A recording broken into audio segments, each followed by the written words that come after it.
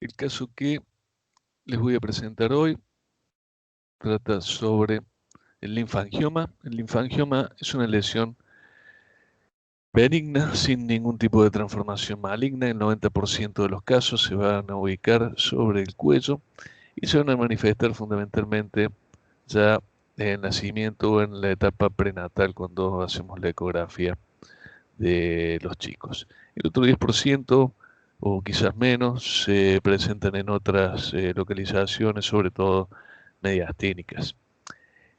¿Cómo lo van a encontrar? Nombre como linfangioma quístico, higroma quístico, malformación vasculolinfática. Tiene muchos nombres, pero siempre lo van a encontrar en la literatura como linfangioma. ¿Ok? El- lo que vamos a observar fundamentalmente va a ser una masa que va a deformar el cuello, generalmente unilateral, y eh, de, de- de- eh, hay en teoría tres etiologías que si no se ponen de acuerdo, menos vale la pena que yo los vuelva loco cuando el objeto de la presentación del caso es tratar de hacer la vida más simple a los radiólogos en formación. ¿Ok? Lo que vamos a ver fundamentalmente van a ser en secuencias sensibles a fluido, lesiones de bordes irregulares, límites relativamente bien definidos, con septos, niveles líquidos y esencialmente hiperintensas en T1 hiperintensas en T2 y en STIR o secuencias sensibles a fluido, las que usan. Las más comunes son T2 y STIR. En T1 es variable, puede ser hipointenso o hiperintenso, si tiene algún componente de sangrado o sangrado reciente, se puede ver hiperintenso. Lo más importante es en esto que la secuencia de ASTIR que están viendo, o en T2 como loculaciones bien hiperintensas. ¿Cuál es la función del radiólogo?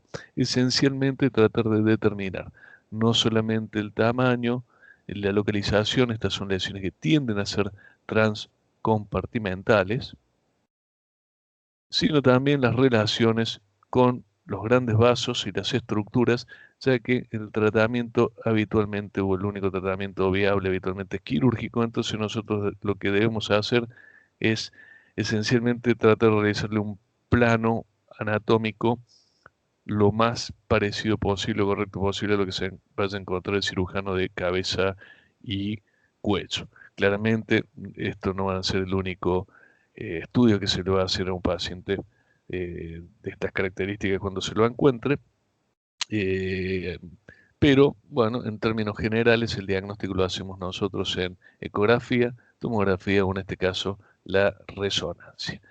Los diagnósticos diferenciales que se tienen que tener en cuenta, si bien son muchos,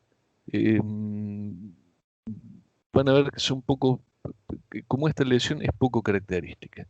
El, el quiste tímico es uno, el quiste del conducto tirogloso es otro, el quiste de la segunda hendidura branquial es otro diagnóstico diferencial, y después las linfadenitis o los abscesos. El punto es que todos esos eh, que les mencioné, para que, aunque sea mínimamente, se parezcan a este tipo de lesión, deberían tener las complicaciones infecciosas, y creo que ni aún así tampoco entrarían en algún tipo de diagnóstico claro desde el punto de vista de diagnósticos diferenciales. Esta lesión realmente es muy característica, aunque bueno, los diagnósticos diferenciales que ya les dije los tienen que tener.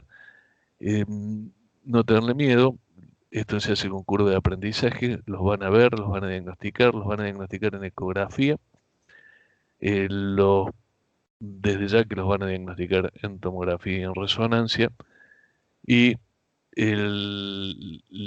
quizás lo mejor que uno puede hacer es hacer adecuadamente una curva de aprendizaje y ver varios, no se los van a olvidar más, y recordar, ser muy preciso con la vía transcompartimental, no eh, eh, equivocarse en cuanto a el compromiso de los grandes vasos o los vasos que tengan adyacentes a que esta lesión, al ser transcompartimental, tiende a involucrar los mismos.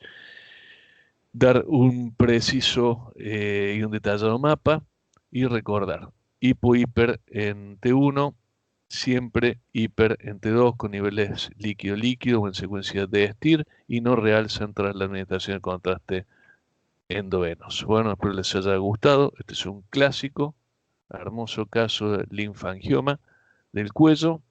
Más del 90% se encuentran aquí. Nos vemos en el siguiente caso.